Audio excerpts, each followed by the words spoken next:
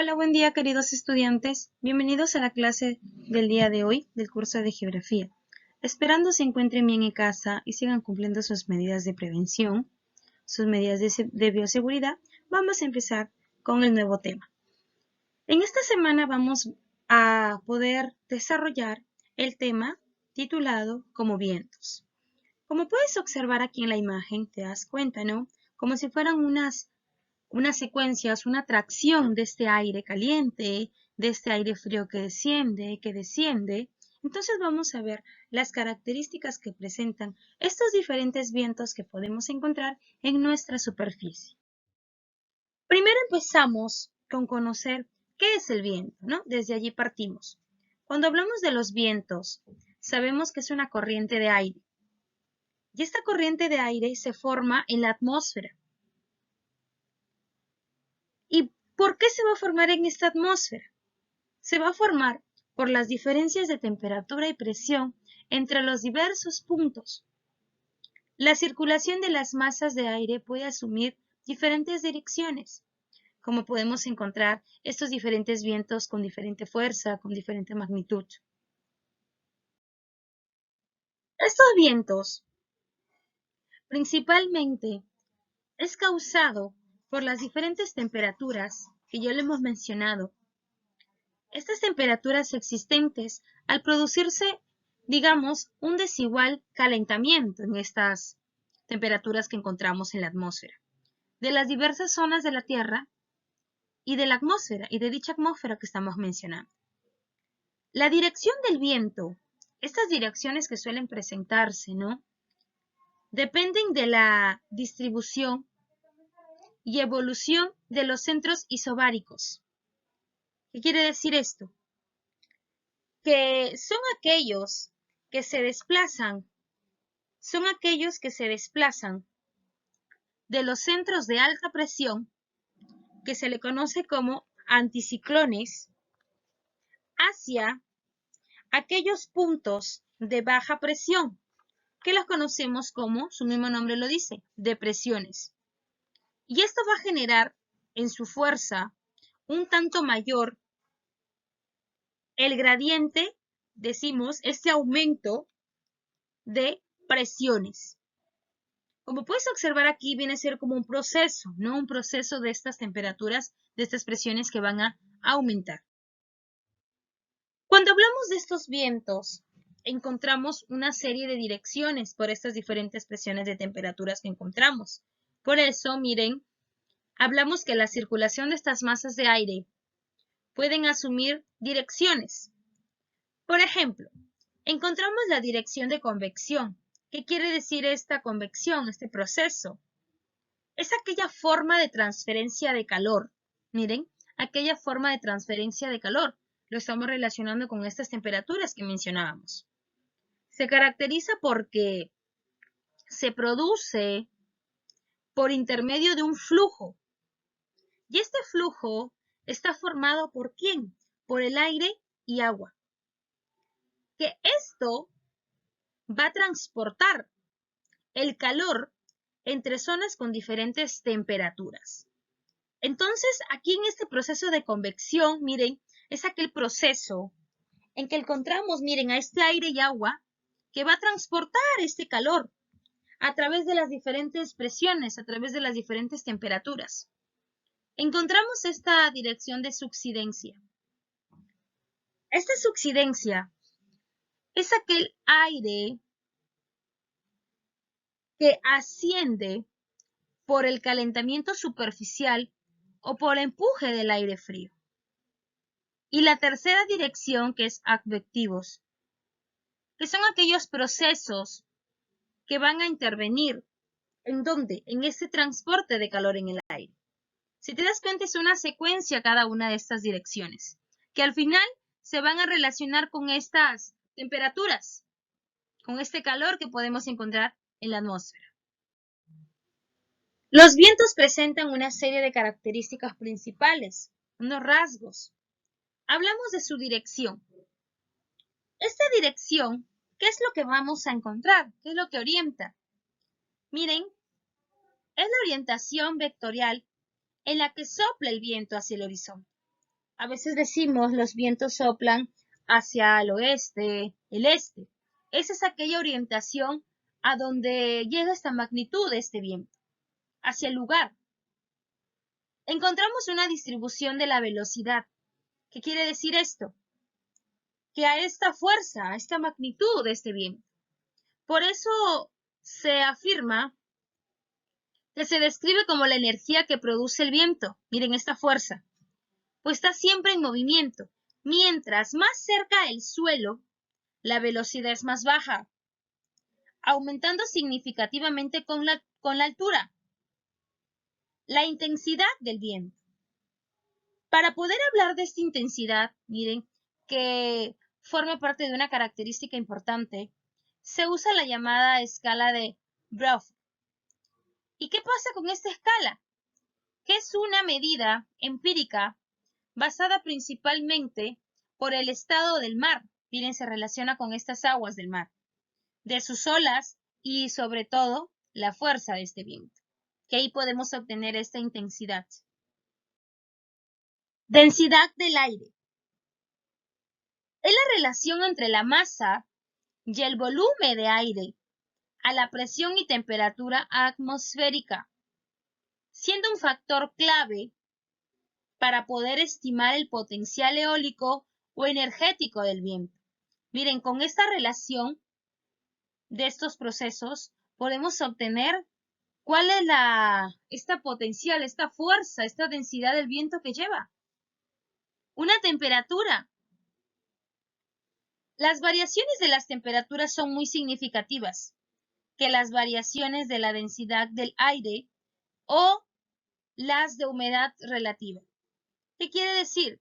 Que estas variaciones nos ayudan a poder describir, a poder saber, observar y entender mejor las fluctuaciones locales de la velocidad del viento. El potencial eólico es aquella capacidad del viento de poder transformar o poner en movimiento algo gracias a la energía que produce. Entonces, gracias a esta energía que tiene este viento, puede mover algún elemento que encuentre en la superficie. Cuando hablamos de estos vientos, encontramos unas leyes que se aplican. Hablamos principalmente de la ley de Bush-Ballot. Esta ley de Bush-Ballot, en meteorología, principalmente las leyes de Ballot, son un conjunto de reglas, miren. Estas reglas nos van a permitir conocer algo muy importante. Es la disposición de los centros de alta y baja presión respecto a la dirección en que sopla el viento. ¿Qué quiere decir esta ley? Que esta ley de Ballot nos permite, miren, nos permiten conocer la altura y la baja presión sobre las direcciones en que encontramos a estos vientos. Y este nombre de Bush-Ballot se debe a que fue formulada por el holandés Bush-Ballot en 1857. Y aquí puedes observar, mira, podemos observar aquí estas dos fuerzas, estos centros de alta y baja presión, respecto a dónde, a la dirección en la que sopla este viento. Encontramos la ley número 2, que es la ley de Stephenson.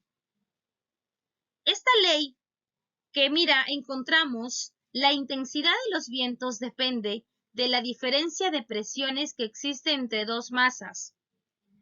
Quiere decir que si encontramos estas dos masas, vamos a poder obtener esta intensidad del viento, en esta diferencia de presión entre estos dos. Esta velocidad del viento está a razón directa con la diferencia de presiones entre las cuales sopla. ¿Qué quiere decir? Que a mayor diferencia de presión, mayor velocidad del viento vamos a encontrar. Y aquí puedes observar en la imagen, mira estas dos fuerzas.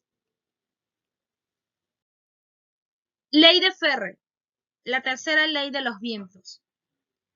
Esta ley de Ferrel es aquella que describe las variaciones del viento en relación con el movimiento de rotación terrestre, que lo conocemos o lo llamamos como el efecto de Coriolis. ¿Qué quiere decir esto?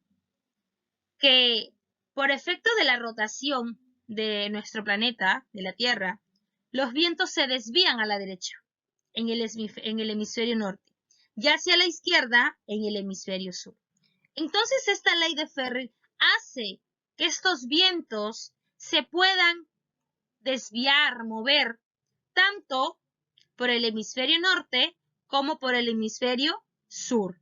Por eso puedes observar aquí, mira, encontramos donde aparecen estas variaciones de estos vientos a través de este movimiento de rotación terrestre. Efectos que producen los vientos. Los vientos, así como tienen características, leyes, también hay unos efectos que vamos a encontrar sobre ellos. Principalmente, mira, actúan como un agente de transporte. ¿En el transporte de qué? Se preguntarán. Sobre o en el desplazamiento de las semillas. Es también un poderoso agente erosivo, en especial en las zonas de clima seco o desértico, donde los granos de arena arrastrados por el viento pueden llegar a la transformación y hasta denudación de las formas de relieve. Dentro de estos vientos encontramos, miren, a la arena, que forma acumulaciones llamadas dunas, que se desplazan en la dirección del viento, a medida que los granos van siendo arrastrados desde la cara enfrentada al viento hacia la cara opuesta del mismo. Este viento, que es un agente destructivo con una gran importancia, como en el caso de los tornados y huracanes, donde estas corrientes se mueven a tal velocidad y con tal fuerza que pueden destruir ecosistemas y estructuras enteras. Cuando hablamos de estos vientos, también encontramos cómo se usa este viento. ¿A través de qué? Sabemos que estos vientos, desde hace mucho tiempo, desde épocas antiguas, se ha hecho uso de la energía eólica. ¿Para qué? Para la obtención de esta energía mecánica, como en el caso de los molinos, pero no fue sino hasta el siglo XIX que comenzó este aprovechamiento para poder generar esta electricidad. Desde allí, desde ese entonces, la fuerza del viento se aprovecha mediante aerogeneradores. Estos aerogeneradores que convierten directamente la fuerza del viento en energía eléctrica y una forma más renovable y mucho menos contaminante.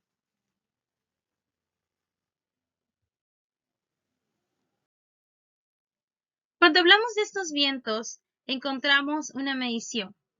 ¿Qué quiere decir esto? Que para poder conocer su medición es importante tener la ubicación adecuada de los siguientes instrumentos. Encontramos unas paletas del viento o veleta, así la conocemos, que por lo general son instrumentos compuestos por dos platos, digámoslo así, juntos, que en sus aristas directas y dispersas en un ángulo hechas de acero, inoxidable, aluminio o plástico. Y puedes observar aquí en la imagen, mira, estas aristas que van a ayudarnos a poder medir este viento. También encontramos un anemómetros de hélice con montura fija. Lo puedes observar allí, miren, es un poquito más moderno, ¿no?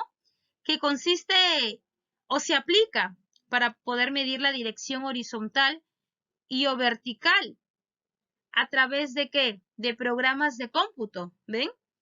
Está formado por un molinete de 3 brazos y con él, que se mueve alrededor de un eje vertical, esto va a girar con el viento y con este accionar indica la base y el número de revoluciones de esta dirección del viento. Encontramos al transductores de dirección de viento. Este tipo de instrumento es potenciómetro, cuyo voltaje varía dependiendo de la dirección del viento. Así como hemos encontrado que estos vientos tienen direcciones, tienen leyes, características, instrumentos, también encontramos una importancia. ¿Para qué están estos vientos? ¿Para qué nos sirven a nosotros? Entonces, hablar de estos vientos, miren, nos ayuda o es importante en el desarrollo de la civilización humana. ¿Qué quiere decir esto? Que el viento ha sido inspiración en la mitología, hablamos hace mucho tiempo, afectando los acontecimientos históricos, proporcionando una fuente de energía para el hombre, para el ser humano. Desde impulsar, miren, los veleros a través de los mares, reducir el consumo de combustibles en las naves aeronáuticas, hasta para formar el relieve mediante estos procesos eólicos, como la formación de los suelos fértiles o la de erosión, se relaciona. Es capaz de cambiar, miren, estas topografías enteras como movilizar desiertos e incluso destruir ambientes creados por el hombre con su gran fuerza, pero también es capaz de crear y mantener vida, dispersando las semillas de ciertas plantas, haciendo posible su supervivencia, y de alguna manera va a equilibrar la producción de este ciclo hidrológico. Entonces los vientos son de gran importancia para los diferentes aspectos o diferentes características que encontramos sobre la superficie. Esto es lo que hemos avanzado en esta semana y recordemos que a través de Educay estamos enviando las actividades que corresponden. Muy bien, me despido. Que tengan un bonito día. Hasta luego. Gracias por su atención.